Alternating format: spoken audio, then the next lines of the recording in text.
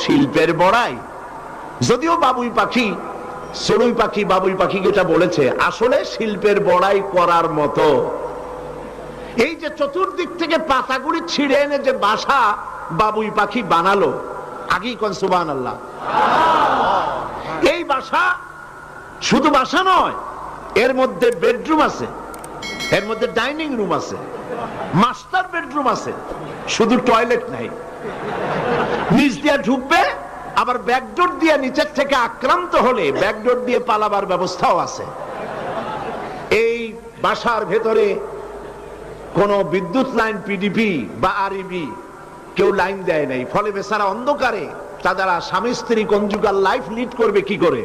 সেজন্য ওর মাথার মধ্যে আল্লাহ এমন বুদ্ধি দিলেন, কিছু কাদা এনে বাসার ভেতরে কাদা লাগিয়ে জোনাকি পোকা 5-6টা ধরে এনে মাথা ভিতরে ঢুকায়া পাছা